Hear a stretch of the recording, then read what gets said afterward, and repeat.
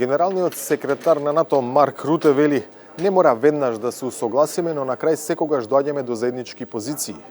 Овој негов коментар се однесува на пукнатината што се појави меѓу сојузниците по телефонскиот разговор меѓу Доналд Трамп и Владимир Путин за војната во Украина, кој предизвика реакција од водечките европски држави со порака дека на масата за преговори мора да има место и за Киев и за Европа. Ставовите на американскиот претседател за тоа како треба да се стигне до мир во Украина денеска на министерскиот состанок во седиштето на НАТО овде во Брисел ги бранеше неговиот секретар за одбрана Пит Хексет. The war in Ukraine, the aggression by Russia, has been a factory reset for NATO, a realization that this alliance needs to be robust and strong and real. And that's why President Trump has called for increased defense spending across the board for NATO, for European countries to recognize this is an urgent, real threat to the continent. This aggression needs to be a wake-up call. Americans are an active part of this alliance, as we have been and will continue to.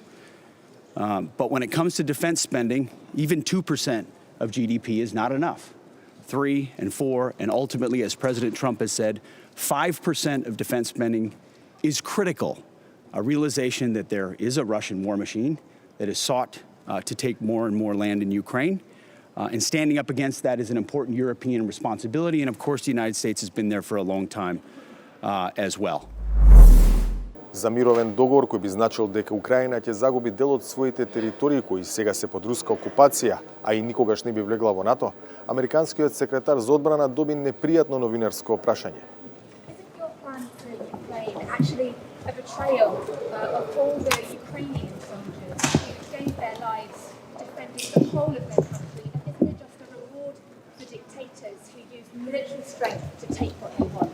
Well, that's your language. Not mine, certainly not a betrayal. As I said to our allies yesterday, we recognize the incredible commitment that has been made over many years. And no country, as the President Trump has pointed out, has made a larger commitment to the Ukrainian mission than the United States of America, north of $300 billion. So the United States has invested in stabilizing those front lines after the aggression of Russia. There is no betrayal there. There is a recognition that the whole world and the United States is invested and interested in peace, a negotiated peace. Новата политика на новиот американски претседател го поставува прашањето за тоа во која насока ќе се движи НАТО во видоизменетите геополитички околности. Во одговорите, Марк Руте не зборува за разлика од двете страни на Атлантикот. This alliance is a family. As Pete Hegseth says yesterday and so many others, it is there for generations to come.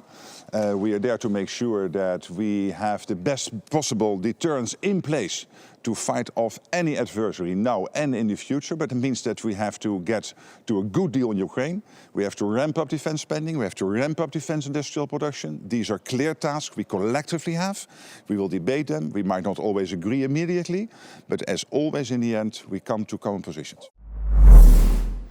И министрите за одбрана на Велика Британија и на Германија одговараа на прашања за иницијативата на американскиот претседател за Украина. We've seen the calls from President Trump overnight, and we all want to see a durable peace and no return to conflict and aggression. And let's not forget, Russia remains a threat well beyond Ukraine. So my message in these discussions will be that there can be no negotiation about Ukraine without Ukraine, and Ukraine's voice must be at the heart of any talks.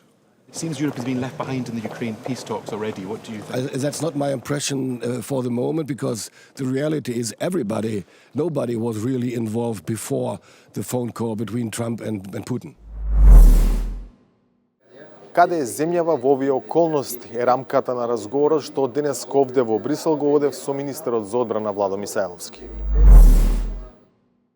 Господин Мисајловски, во каква атмосфера поминува состанокот на министрите за одбрана на земјите членки на НАТО, особено по пораките од Вашингтон кои се однесуваат на Украина, за мирот во Украина кој можеби нема да го почитуваат територијалниот интегритет и суверенитет на земјата и тоа дека европските сојузници во НАТО треба да земат поголем дел од товарот во поддршката на владата во Киев.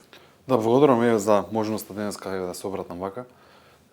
Реториката што претходно ја слушавме, и јас бев сведок на претходниот министерски состанок, но и она што го слушавме во Вашингтон, но и во Рамштайн, на контакт групата за Украина е сосема сменето. Се разговара за нов план, а тоа е планот за мир.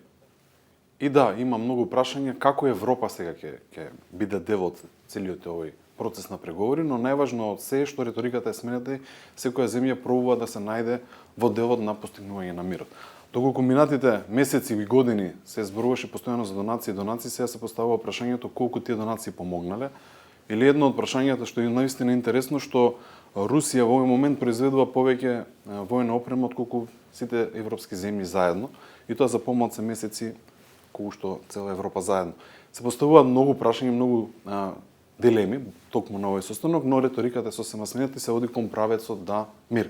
Ја го поздравувам сето тоа да се иде во правецот на мир, но Европа мора да биде исто така дел од тој процес. Исто така се наметнува на прашање за договорот од Минск што е постигнат и дали тој сличен сега нов договор што би се склучил повторно би бил рекол повторно би бил нарушен, бидејќи во минатото иако имаше договор, видовме дека Русија тоа го спротивно на договорот постапи и направи целосна агресија, односно војна кон Украина и кон зоземање на нивниот, вие што спомнавте, дел од териториите. Но она што во овој момент е најважно е тоа што новата администрација, посебно од се разбира од Америка, бараат како планот побрзо да се реализира и обновата што ќе следи во следниот дел, односно како земјите членки дополнително да издвојуваат, тоа се однесува и на нас за обнова на Украина во различни сегменти. Има впечаток дека постои искричење на релација во последните неколку денови во тоа трансатлантско партнерство помеѓу Вашингтон и европските сојузници од друга страна, бидејќи по вчерашниот синоќешниот разговор меѓу двајцата претседатели Доналд Трамп и Владимир Путин, европските сојузници порачаа дека какво биле разговори за Украина се неможни без украинско и европско учество. Точно. Дека не може само двајцата претседатели на Русија и на Америка да разговараат за тоа како ќе изгледа мирот во Украина. Да, но целта на овие преговори е главната сила, најголемата сила да ги превземе обврските кон склучување на договор, што она што можевме да го слушнеме, но тоа значи дека големите европски сили се разбира, но и сите од семејството на НАТО би помогнале во делот на одржување на постигнатиот договор за мир. Тоа значат многу сегменти кои што се зборија, но првим да видиме како ќе се движат оние чекор по чекор, односно да видиме како ќе се доближува онаа можност за мир, а потоа се разбира ќе имаме сите земји обврска и тоа се едни од најважните прашања што се поставуваат еви на сите министри за одбрана овој период, бидејќи она што претходните месеци и години се разговараше за помош за донации и тоа она што се прави сега, повеќе сегментот се прави ако се постигне мир, како нови средства се одвојуваат од секоја една земја за обнова на Украина. И ова се сериозни средства, но исто така се разговара и трупи кои што би помогнале, односно мировници кои би биле пратени на терен за да го задржат мирот постојано. Има ли промена во ставот на владата во Скопје во однос на поддршката за Украина и Киев по сите овие случувања во изминатиот период? Не, апсолутно, ние сме зазеле став како држава и претходно истиот став го имале и претходните раководства, ние сме апсолутно секој еден став што ќе го каже НАТО, тоа е наша обврска да го преземи да го почитуваме, но околностите во овој момент се менуваат. Околностите сега во овој момент што ги разговаравме како што побрзо се постигне мир, како да учествуваат сите земји европски, но исто така и она што денеска го слушнавме зголемување на буџетот до по 5%, што е навистина секој би се сложил со мене сериозна работа што ние како држава треба да ја направиме, поготово да одвоиме толку средства, но исто така да ги подобриме сите наши цели, односно она што се бара од НАТО во наредниот период, да се модернизираме и така натаму. Спомнавте парите, средствата што се одвојуваат за одбрана. Ние како земја, како држава, тука сме некаде околу 2% се движиме под над. Меѓутоа се погласни се зборувањата, кажавте. Генералниот секретар Руте споменува 3,7. Денеска американскиот секретар за одбрана веќе зборува и за 5%. Колку е тоа остварливо, колку е реално за една држава како што е Северна Македонија? Многу е тешко 5% да се стигнат, поготово ако знаеме дека и она што го имаме во системот, односно што треба да се промени во нашата држава, во Македонија, тоа е навистина сериозна сума. Ако сега процентот ни е 2% и ни е над 2%, тоа е сериозна сума на пари што ги издвојува целиот буџет за Министерство за одбрана. За 5% да стигнеме ние постепено треба да ја качуваме нашата ставка, односно во делот на процентите во буџетот од GDP. Јас се надевам дека ќе правиме добри политики, ќе имаме заштити каде што ќе можеме дополнително да се зголемува буџетот во модернизацијата пред се, бидејќи има процент колку и од тој буџет треба директно да биде наменски. Точно така. Не е само да го направите или фиктивно да прикажете дека го имате тој буџет, но исто така и да го искористите правилно. Јас убеден сум дека постепено тоа ќе го правиме, но не може наеднаш, бидејќи не можат многу земји тоа да го исполнат.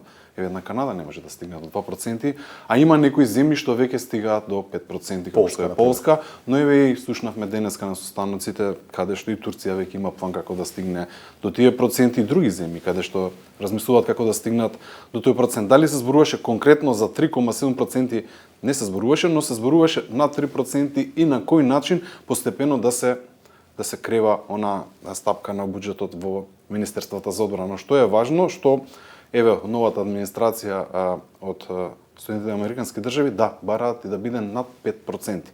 Што е сериозно, но тоа ќе биде една рамка каде што ние постепено ќе треба да се движиме и полека и внимателно да го остваруваме. Морам да ви кажам дека еве денеска во моето обраќање јас реално објаснив дека она што се цели зададени кон нас за во делот на модернизација и така натака, и утре кога има оценување од наша страна, ние треба да внимаваме што реално може да исполниме.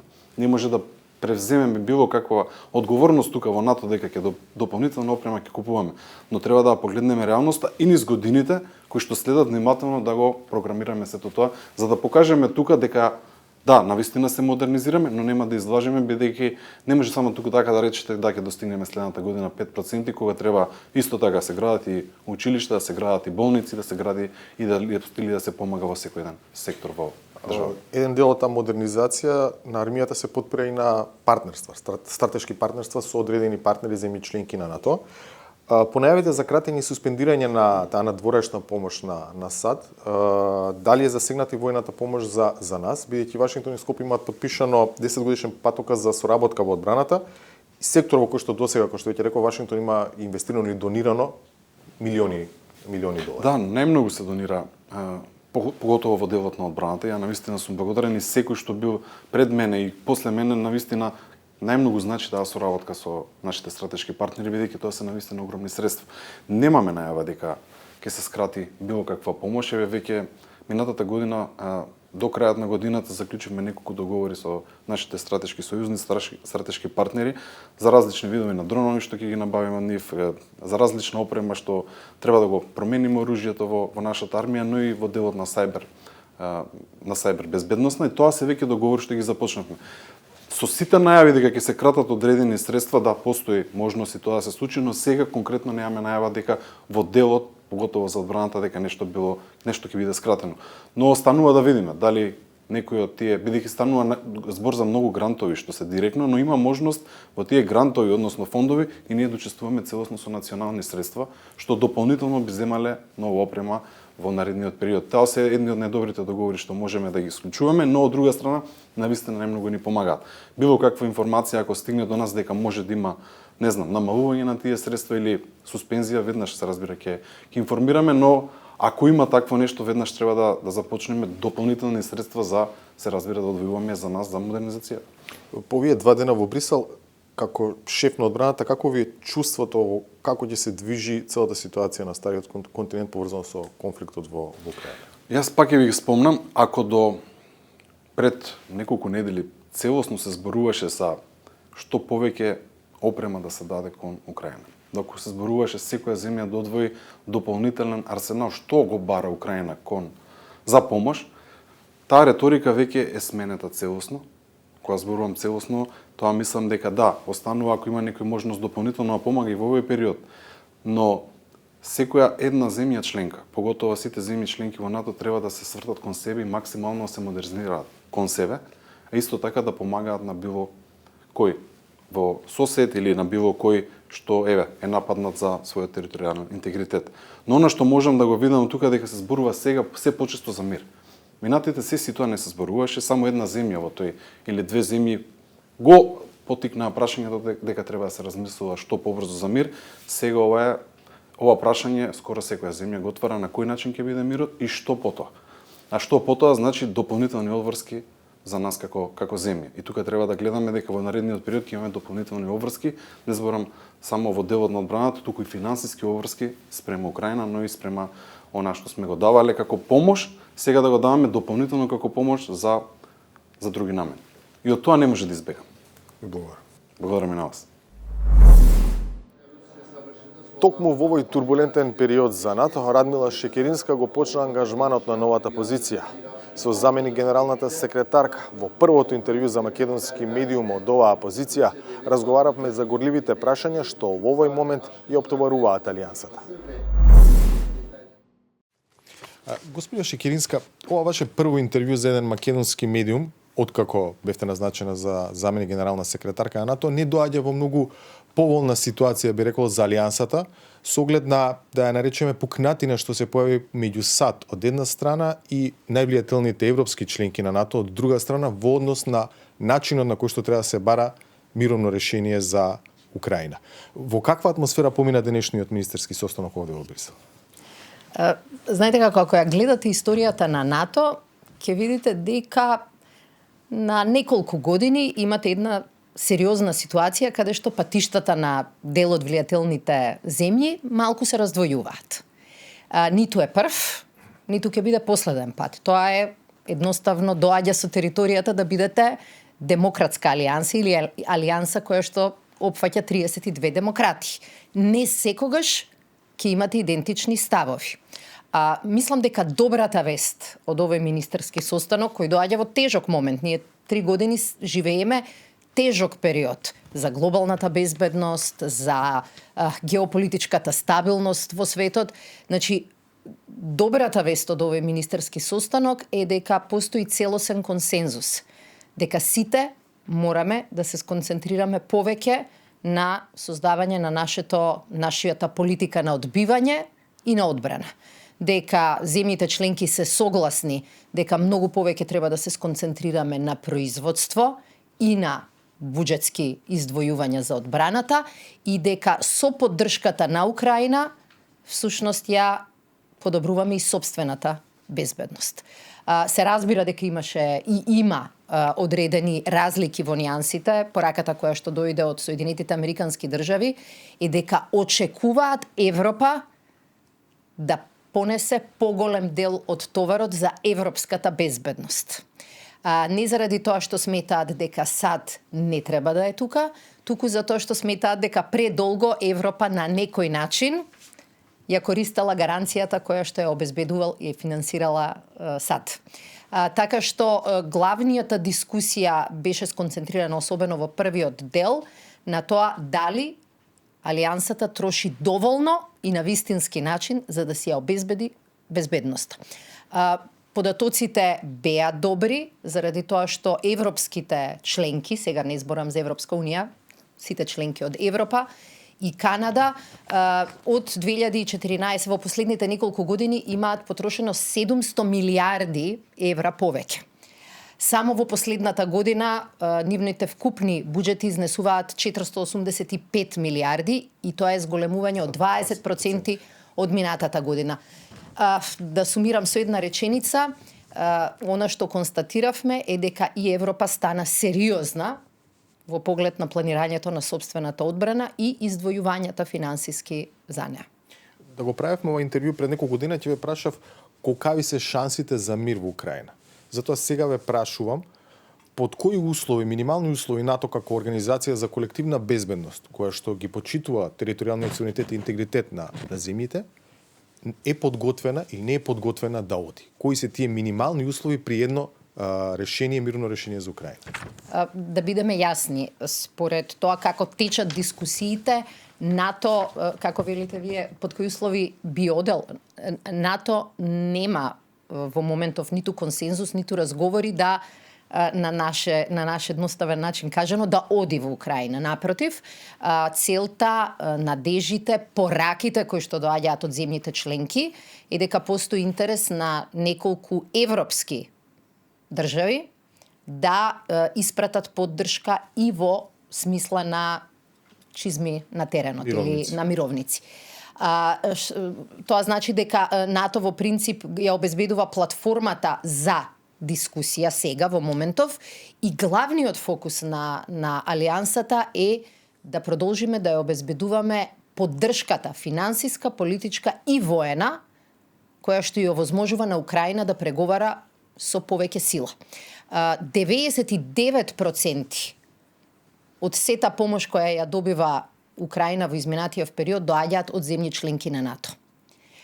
НАТО најави минатата година дека земјите членки се обврзуваат за Украина да наменат 40 милиарди евра во текот на 24 година. И постоеше страф, дали НАТО ќе биде сериозен, дали членките ќе бидат доволно сериозни и дали тоа ќе го испорачаат. Се испостави дека сме биле подобри од најавите. Наместо 40, испорачани се, обезбедена е поддршка во износ од околу 51,5 милиарди евра за Украина. И тоа е она што ја овозможува на Украина да продолжи со битката, да биде посилна кога ќе почнат преговорите. И тоа беше заложбата на НАТО, да ја дадеме шанса на Украина да стартува од позиција на сила, а не од позиција на слабост. Денес, освен за Украина, зборувавте и за зголемување на војните буџети, буџетите за одбрана, за унапредување, засилување на војната индустрија. Беа подпишани, како што чинам, писмо за намери, меморандум за разбирање за меѓународна соработка. Дали ова значи дека НАТО повторно влегува во фазата на масовно вооружување, како што тоа беше случајот со студената војна? Мислам дека и кај нас се забележа изјавата на генералниот секретар дека земјите кои што се членки на алијансата не се во војна, но не се ни во мир. И дека треба да се прилагодиме практично на еден поинаков менталитет и поинакво носење на политички одлуки кои што ќе не направи подготвени. Целта на НАТО секогаш била одбрамбена. Значи, алијансата е направена за да даде безбедност на граѓаните, не за да биде агресивна, не за да освојува нови територии, туку да гарантира безбедност на милиарда луѓе. И тоа продолжува и понатаму. Но очигледно промените во светот покажуваат дека за да спречите една војна, мора да се подготвувате за таа војна. И инвестициите кои што се прават сега со зголемени буџети за одбрана, со зголемување на производството на воена опрема, мислам дека се јасно во таа насока. Да бидеме подготвени за да одбиеме напад. Да бидеме подготвени за да не даваме идеи на оние кои што сметаат дека преминувањето на границата може да значи и освојување на туѓа територија, ако таа територија е дел од алијансата. Значи, да, тоа е дел од политиката на одбрана на алијансата. Да имаме соодветно производство, да имаме соодветно трошење од буџетите, издвојување на буџетите за одбрана. Знаете како во одвојувањето на 2% од бруто домашниот производ се договори во 2014. Ние се уште не бевме членки на алијансата, во ситуација кога глобално светот не се чувствуваше толку загрозен. И сега ако се околу вас се менува, вие не можете да се држите на старите проценти. Колку се ослагливе новите проценти? 3,7-5% дури. Тоа се страшни зголемувања. Тоа се дискусии кои што ќе се водат. Практично ова е почеток на таа дискусија пред самитот во Хаг. Меѓутоа, факт е дека од 2014 до денеска многу работи се променија. Држави кои што има издвојување за одбраната под 1%, како Северна Македонија, стигнаа до 2%. Ако можеме ние, можат и другите. Во новиот свет видите колку се издвојувањата кои што ги вршат другите земји. И на крајот на криштата реков, издвојувањето во одбрана е со цел да избегнеме војна. Прашајте ги сега колегите од Украина колку издвојуваат. Ако не се лажам, 20% од нивниот бруто домашен производ оди на финансирање на нивната одбрамбена војна.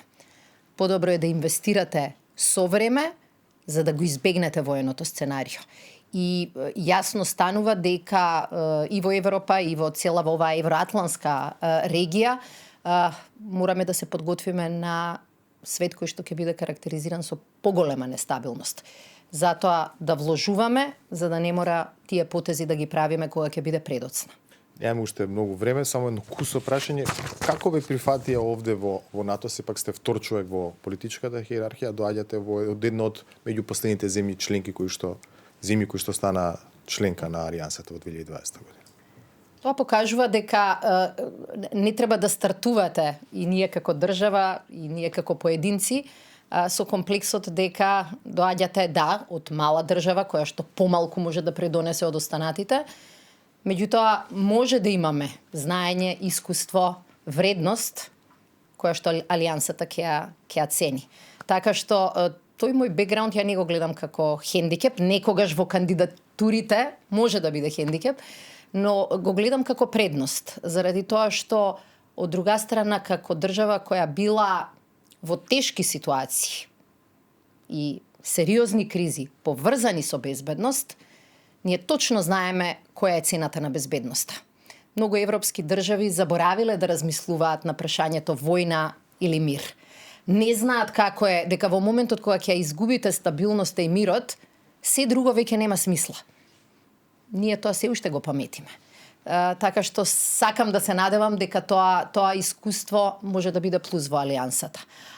Мислам дека и од она што го слушам и од колегите, мојата позиција овде покажува дека секоја членка, секој дел од Алијансата може да даде придонес.